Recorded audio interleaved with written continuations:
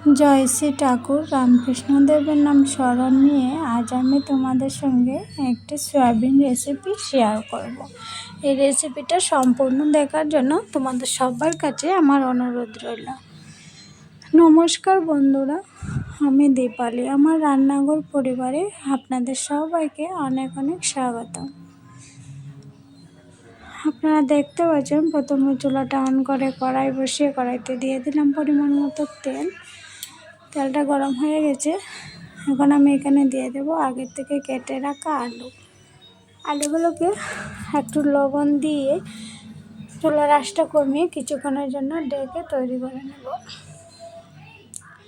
আপনাদের সবার কাছে আমার একটা অনুরোধ রইল, আমার চ্যানেলটিকে সাবস্ক্রাইব ফলো করে আমার পাশে থাকবেন।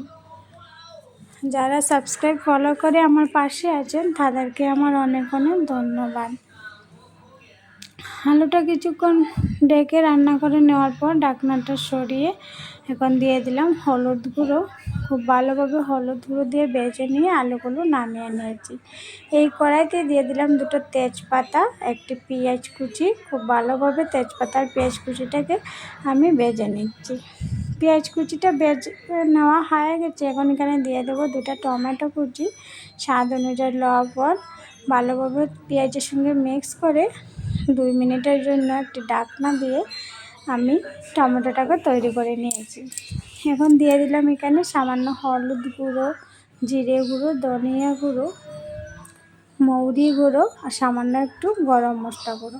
খুব ভালোভাবে সবগুলো উপকরণ আমি মিক্স করে নিয়েছি। এখন এখানে দিয়ে দেবো পরিমাণ মতো লঙ্কা গুঁড়ো, দিয়ে আবারও খুব ভালোভাবে মিক্স করে নেব। আর এখানে কিন্তু এখন আমি জল অ্যাড করছি না। মিশিয়ে নেওয়ার পর দিয়ে দেবো এখানে আগের থেকে গরম জলে ভিজিয়ে রাখা সয়াবিনগুলো দিয়ে স্বাদ অনুযায়ী লবণ দিয়ে ভালোভাবে মশলার সঙ্গে সয়াবিনটাকে আমি মিশিয়ে নিচ্ছি। আপনারা কীরকমভাবে সয়াবিন খেতে পছন্দ করেন অবশ্যই জানাবেন। আমার কাছে কিন্তু নিরামিষ সয়াবিনটা অনেক ভালো হয়। আজকে মেয়ের আবদারে কিন্তু আমি পেঁয়াজ রসুন দিয়ে সয়াবিনটা তৈরি করছি। ভেজে রাখা আলুগুলো অ্যাড করে দিয়ে খুব ভালোভাবে দেখো আমি এটাকে মিশিয়ে নিচ্ছি। আর চুলার আঁচটা কিন্তু এখনও কমিয়ে দিয়ে এই রেসিপিটা তৈরি করছি আমি। আর এই মেশানোটা যত সময় নিয়ে আপনারা মেশানোটা করবেন তত কিন্তু রেসিপিটা খেতে ভালো লাগবে। আমি প্রায় 5 থেকে 6 মিনিটের জন্য চুলার আঁচটা কমিয়ে এভাবে কষিয়ে নিয়েছি।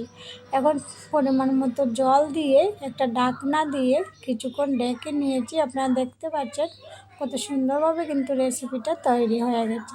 অন্য একটি পাত্রে কিছুটা নামিয়ে আপনাদের কাছে শেয়ার করলাম। দেখেন কীরকম লাগছে, আপনাদের কাছে কীরকম লাগছে অবশ্যই কমেন্টে জানাবে। আর একটা কিন্তু গন্ধ অনেক ভালো বেরিয়েছে, খেতে অনেক ভালো হবে আশা করছি।